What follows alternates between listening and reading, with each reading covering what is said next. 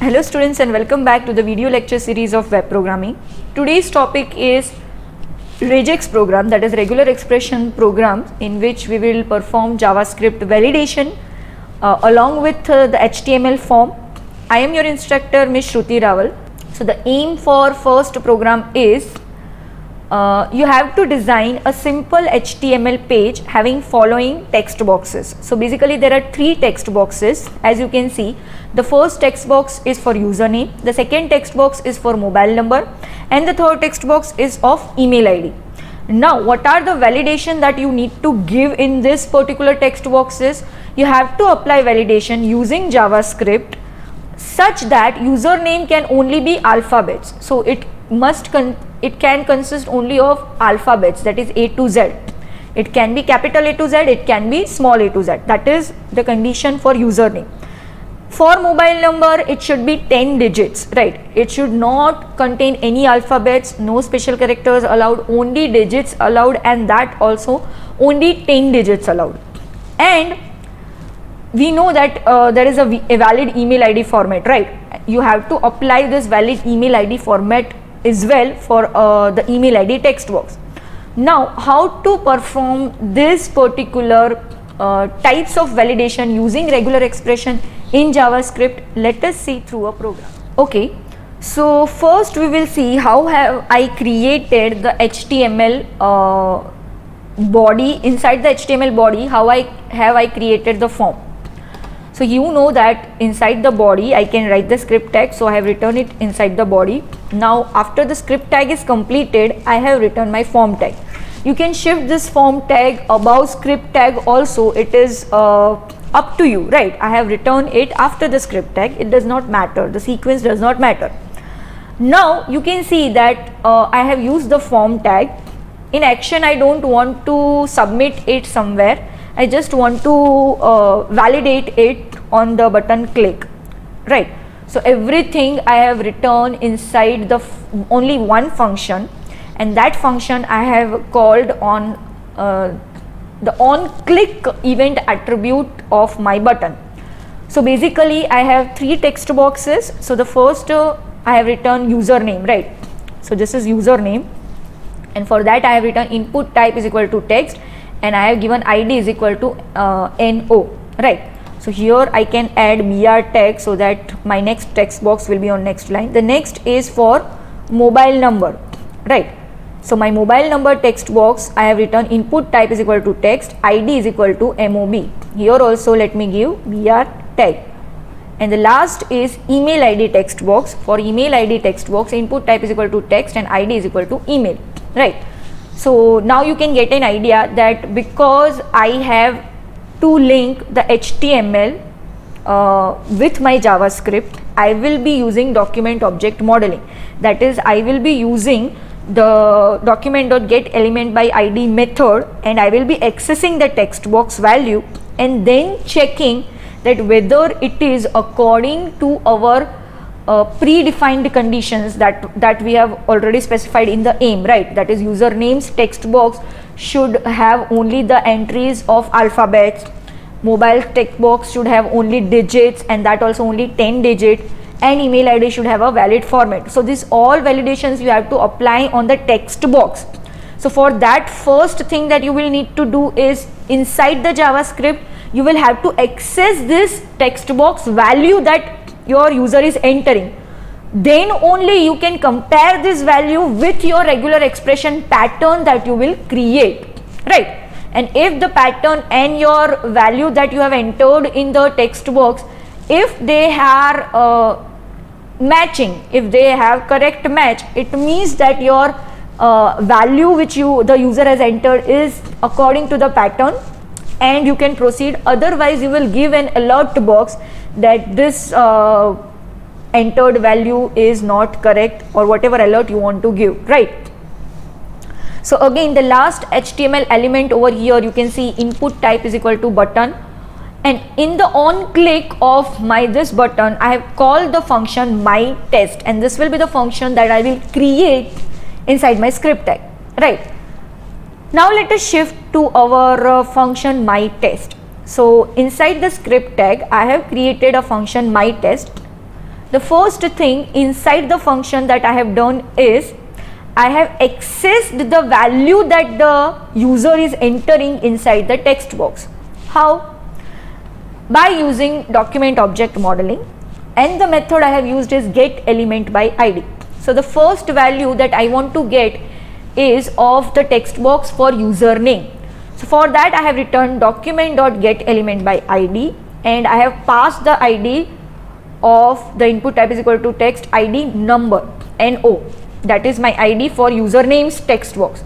So I have passed no over here, and dot what I have written value.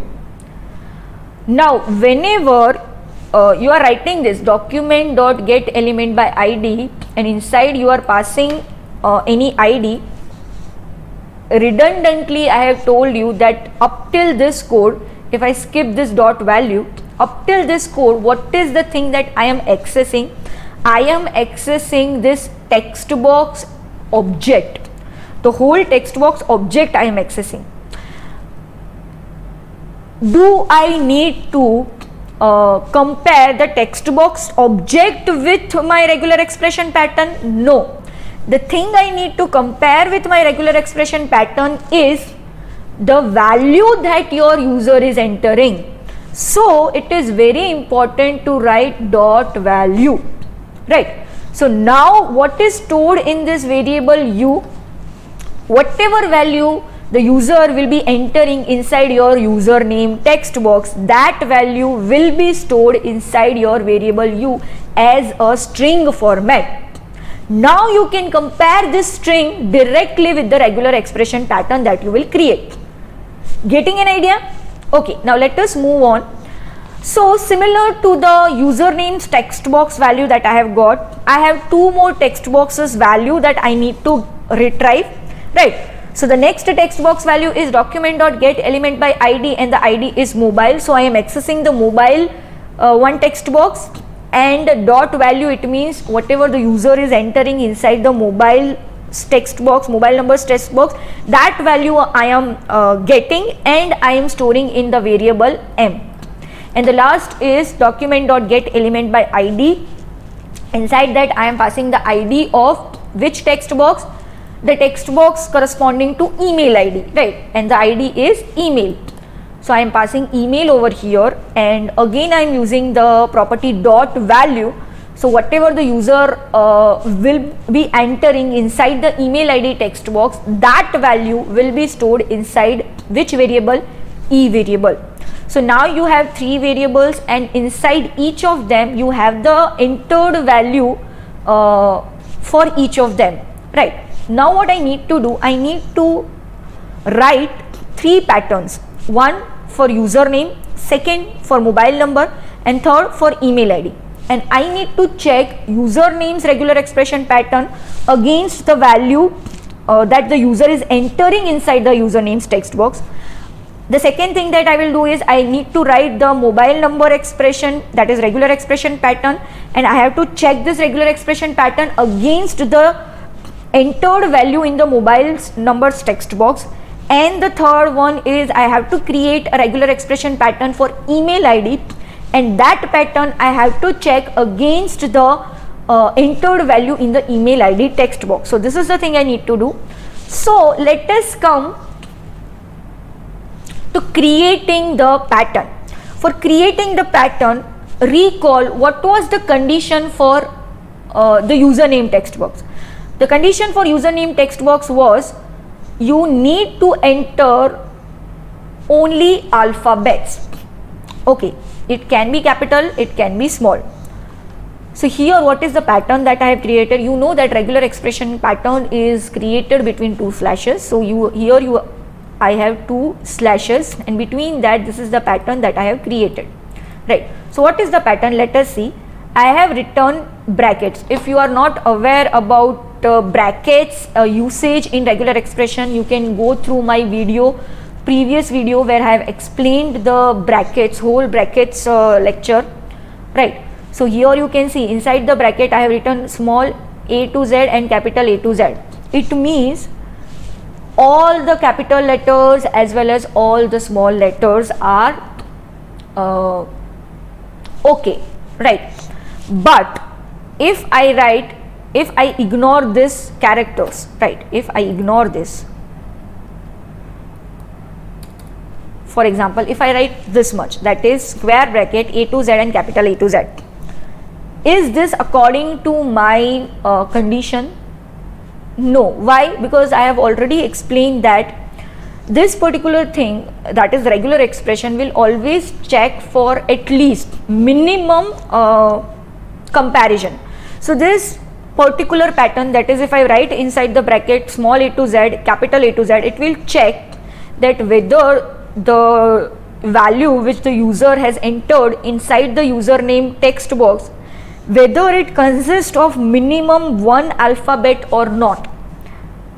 So irrespective of other characters, it will just check for at least one alphabet, and if it consists of at least one alphabet, then your condition will be matched. But that is not the thing that I want. What I want is my value, that is whatever value the user is entering, that should begin from alphabet. So here I am using the symbol of carry. Carry, if you write inside the bracket, it indicates negation, but carry if you write outside the bracket, it indicates beginning. So here I am specifying that begin my whatever string the user is entering, it should begin from, caret will indicate that whatever string, or that is whatever value the user is entering into the username's text box, that should begin with alphabet, right? And then I am using the quantifier plus. Plus, you know that minimum one alphabet should be there, right? One or more combinations of alphabets are allowed. Now, if I write this pattern, is it okay? No, it is not okay. Why? Because this particular pattern will just check the beginning, is it from alphabet or not, right? If it is starting from the alphabet, and then you are having some random numbers, then also this pattern will be okay. Now immediately after plus, what is the symbol that I need to write? Dollar. This indicates that my string should start from alphabet, it should follow the sequence of alphabet, that is one or more sequence of alphabet, and it should end. Dollar indicates end, nothing in between is allowed.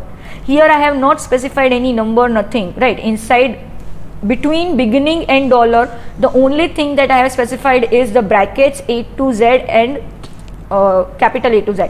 That means you don't have any option other than your alphabets according to this pattern. So this is the pattern exactly that we want, that is capital letters ABCD and small letters ABCD. Now this pattern I have stored inside a variable pat_u, right? That is pattern for username. How to check this pattern against this value? The value which user is entering inside the username text box is stored inside which variable? Inside u. How to check this pattern against this variable? We have already studied which method? Test method. How to call the test method? Patterns object dot test, and inside that whatever value you want to compare, the string value you want to compare, you are passing. So what is the patterns object, regular expression object for username that I have created? Pat_u. So I am writing in the if condition that pat_u dot test. Inside that, what is the value that I am passing? The value that user is entering inside the username text box, right? That I am passing over here. So now what will be checked? It will check that whether the entered value in the username text box is according to this particular pattern or not. If it is according to the pattern, that is if there is a match, this test will return true, and if there is no match, this test will return false, because test returns boolean value, right? So what have I done here? I have written negation. It means when this test method is false, and when it will be false? When your entered value is not according to the pattern. When it is false, I am alerting invalid username. Clear? So this was the first text box that we have seen. Let us run this program and see.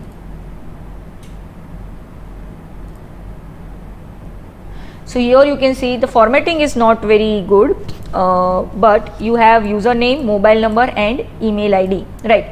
So if I write inside the username, for example, I write 123, right? It means that is not according to my pattern. So if I click on the submit, you can see over here what is written, invalid username, right?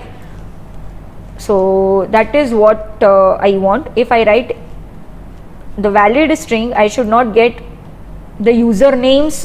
I am not getting the username alert box, because in the below code I have written the code for mobile number. I am getting for mobile number, right? So our pattern has been matched, and if my pattern is matched, so our pattern has been matched, and if my pattern is matched, it means I don't want to give any alert, right? Only if my pattern is not matched, it means test returns false, then only I am giving an alert. And how to get that test is having returning false? You have to just write the negation, that is exclamatory sign, right? Let us see the next text box, that is mobile number.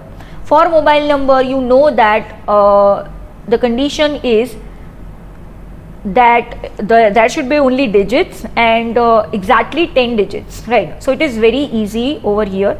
You can see again in between the two forward slashes I have used beginning, right? So in beginning, what have I used? /d. Now this is a meta character for only digits. If you want to allow only digits, that is from 0 to 9, any digits from 0 to 9, you can write this meta character /d inside. Apart from /d, you can also write inside the bracket 0/9. That is also okay, right? But instead of writing the bracket, I have written meta character, so that you can get an idea about meta characters as well. So what am I telling? That beginning, my value that the user is entering should begin from digit. Inside curly braces, I am writing 10. This means that exactly the values, the count of values the user is entering should be 10, right? So you can also specify a range in curly braces. For example, if I specify 2 to 3, so minimum is 2, the count is 2, and maximum is 3, right? But here I want that it should be minimum 10 and maximum 10, that is exact 10 is the count that I want for my digit. So in curly braces I am writing 10, and immediately after 10 digits I am ending the pattern. As soon as you begin and end the pattern, and between that you have written only /d and 10, it means user compulsory has to enter 10 things, 10 characters, and each of them must only be what? Because beginning and end consist of only /d and nothing else, compulsory they should be digits, otherwise your pattern will be invalid. So again, this particular regular expression pattern I am storing in one variable called pat_m, and you know that the text box value for mobile number has been stored in which variable? M variable. So in the else if condition, I have called this method test using which object? The second object, pat_m, that is the regular expression object for the pattern for mobile number, dot test method, and inside the test method, what is the value that I have passed? The mobile number's text box value which I have stored, that has been passed over here. Again, this test method is a Boolean method. It will return either true or false. I have written negation over here. It means that if it returns false. So when will it return false? When your entered value in the text box of mobile number is not according to the pattern, your test method will return false. As soon as it returns false, I have an alert invalid mobile number. Let us run this code and see. So here I am writing the correct username, but I am writing invalid mobile number. So here you can see that I have this alert invalid mobile number. If I, instead of that, if I write the correct mobile number 1 2 3 4 5 6 7 8 9 10, so these are the 10 digits, so that is valid according to our pattern. Click on submit button. So I will get an invalid email ID, but I will not get an invalid mobile number because now my mobile number is correct. Now the last pattern is pattern for email ID, and you know that there is a particular format for email ID, right? So the last text box is of email ID. Now let us try to create an email ID pattern. Now there are lots of email ID patterns available. Also each of them has some flaws, so it may be a possibility that the email ID pattern that I have created is not 100% accurate, but most of the email IDs can be according to this pattern, right? So it can be considered as a valid email ID pattern. Now for creating email ID pattern, you know that normally the structure of email ID is, for example, if I am writing shruti.raval@ljinstitutes.edu.in, right?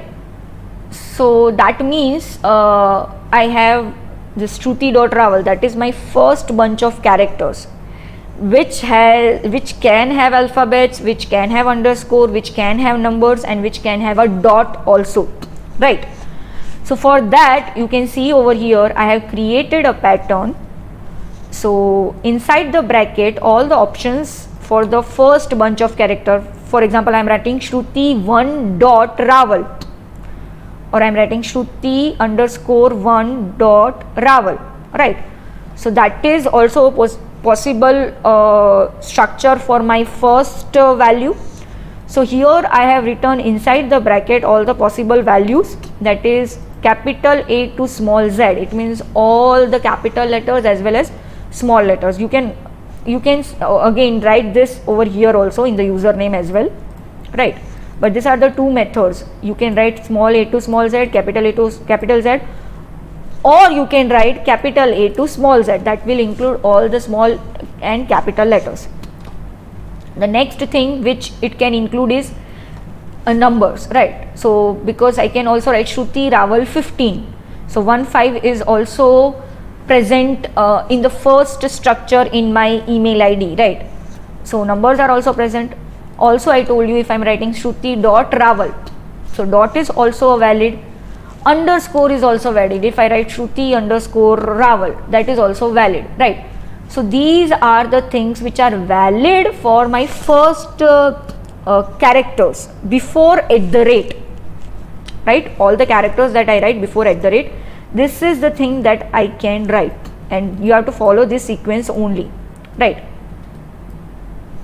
Now I have written plus, it means the combination, this should be repeated minimum one time or it can be repeated more, right? So I have written quantifier 1, sorry, I have written quantifier plus, which indicates one or more times repetition. After this structure, compulsory in the email ID format, what is the thing that I need to follow?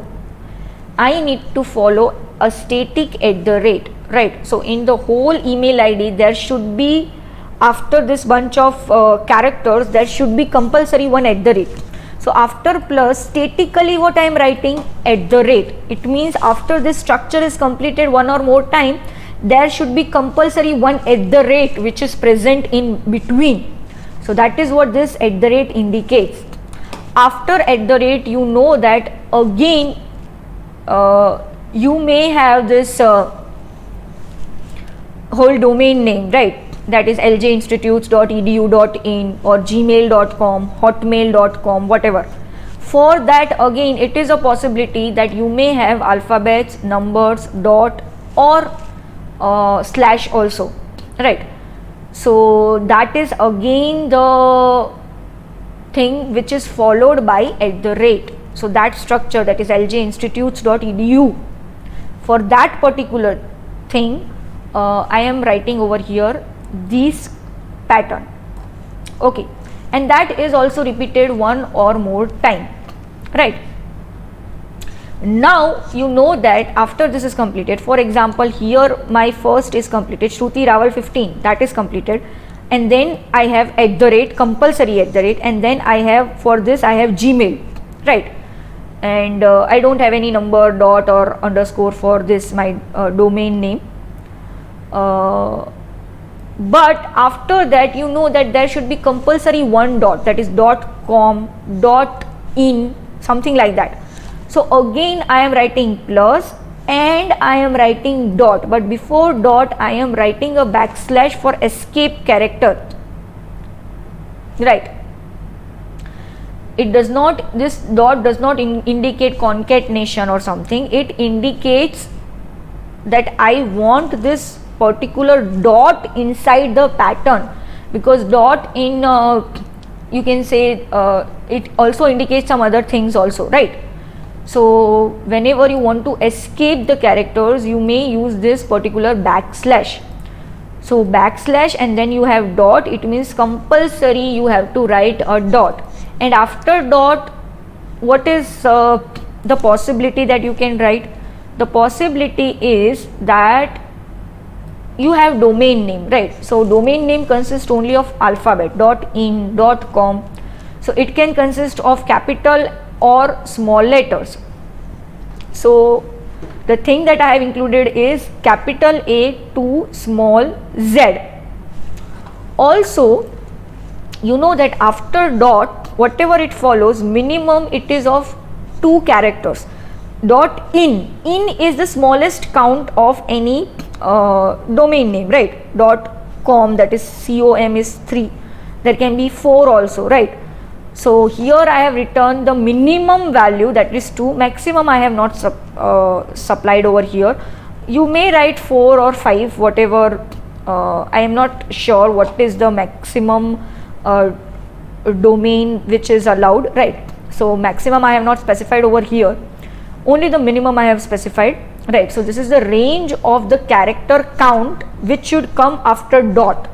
So the minimum range is 2 characters should come, right? And I have this particular pattern, I have changed it to case insensitive. So I have applied the modifier I. Why? Because you know that email IDs are not case sensitive, whether you write them in capital letters or you write them in small letters, it does not matter. So I have changed the whole search into case insensitive search, right? So again for the first structure I have small a to z 0 to 9 dot underscore, that is repeated one or more time, then compulsory I have @, then I have again the same pattern which is repeated one or more time, then compulsory I should have one dot, and then the last .com .in which should contain only the letters, and it should have minimum 2 characters, and the whole search is case insensitive, right? This is stored inside which variable pat underscore e, and I have also called this pat underscore e, I have called the test method, and against this what is the text box value which was stored? Yes, it was stored in variable e. So I am passing this e over here, so pat underscore e dot test, and inside e if this test method returns false, it means my email ID is invalid, right? Otherwise it is valid. And if all the test methods I don't get any alert, it means everything that I am entering is valid, so that will be my else condition, that is successful. Now let us run this code and see. I am entering the correct username, I am entering the correct email ID, but I am entering the wrong email ID. So invalid email ID is what I am getting, right? And if I am writing the correct email ID, shruti.rawal@ljinstitutes.edu.in, and if I am pressing the submit button, everything that I have entered is correct, and so I am getting the alert successful, right? Right. So this was all about creating a regular expression pattern. and checking it against the values that has been entered by the user. And this was all about the first program. The next program we will see in next lecture. Till then, bye.